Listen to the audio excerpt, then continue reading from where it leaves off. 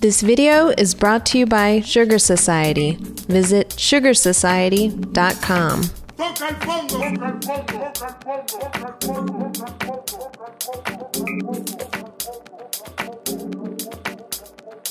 This is Rob Banks with GenXGlow.com and Sugar Society. We're here in Raleigh, North Carolina for the Skrillex Mothership Tour, and I'm sitting next to the godfathers of founders and CEOs of Moombahton, Mr. Dave Nada and Matt Nordstrom of Nadastrom. Thank you guys so much for coming out. Absolutely. So how's tour been going so far? Incredible. Yeah, it's take this. No, it's really cool. I think we're about a week and a half in, and yeah, everyone's just amazing. You know, it's kind of rare that you can get like 40 people together and have everyone get along so well, and that's kind of, I think, the best part about it. You know, and the shows are incredible. We played Atlanta last night, and we thought that, you know, Salt Lake City was set the bar, which was like the second one, and then Atlanta just smashed it. It's crazy. Yeah, but all the shows have been great. Yeah, it's been getting crazier and crazier. I mean, every night has the highlight, but like Matt said, the crew and like the whole family that's on tour, like it's pretty amazing how well people are working with each other, and then, you know, it's just like a good mix, you know. Now you guys are from DC and just recently moved out to LA. And in DC, you guys have been smashing it up with the Moombahton Massive series out at Jesse Tisware's club down at U Street Music Hall. Can you talk about how the growth of the Moombahton Massive has been taken over and all that good stuff? Yeah, well, it's been amazing to see how much it's grown within not even a year yet, actually. Actually, it's coming up on a year, isn't it? The first Massive, yeah. Yeah, the first Massive we did was last Halloween.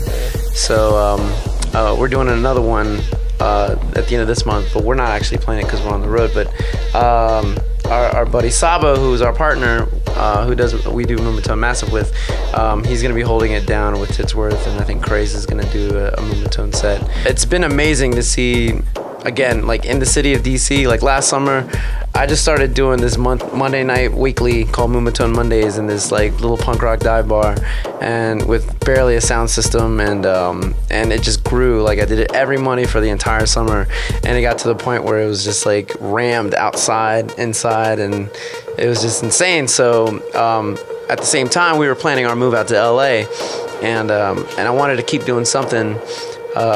So a Moombahton event, you know, in DC, even while we're out in LA. So I was like, well, you know, let's get Sabo to do Moombahton Massive, and we'll do it at U Street Music Hall. And U Street Music Hall is like probably the best venue, one of the best venues in America. And we're not just saying that because they're our buddies, but if you've been to U Street Music Hall on a good night, you know, you'll get it. So yeah, even on a bad night, you know, be there on a Tuesday night if it's closed.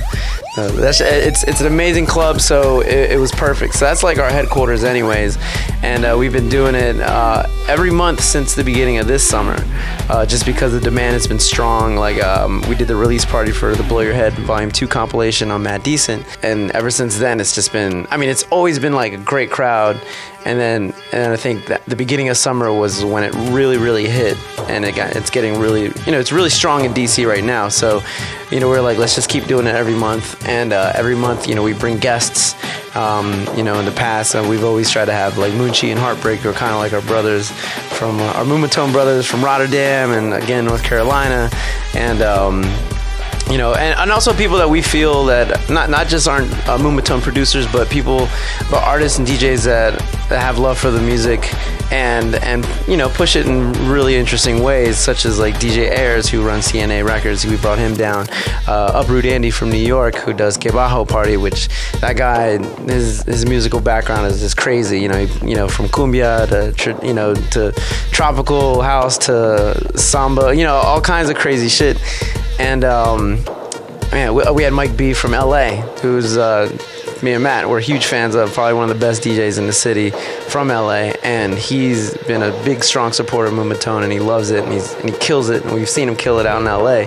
So we were like, we got to bring him out to DC to play one of the massives. Mike's played a lot of stuff too, and he said I think he said that massive was probably one of the best experiences he's had DJing, and that really was a huge flattery. That was a great look coming from him. He said it was one of the most positive DJ experiences he has had in his life. You know, we want to keep inviting or bringing people out that we feel, again, are genuine and love the music and not, and don't just produce the music. They could be like friends from Toronto that are amazing DJs that push the music and try to just keep it moving and keep it interesting. So. And so we're doing it every month now, and then we did one in Vegas over the summer, which was awesome, and then now we did one at South by Southwest with the Peligrosa crew from Austin. So we're gonna try to do some more in other cities because there's starting to be a demand like in New York and in LA, obviously. So we're just gonna try to keep pushing it and see what we can do, see what happens. Oh, I think we're doing one in Miami too. Oh yeah. Yeah. Just talking to Craze about it and Jules, so. That'll be tight. Yeah, I bet that the Massive out in Vegas, I mean, that's going to smash, especially down in Miami. It's just going to be unbelievable.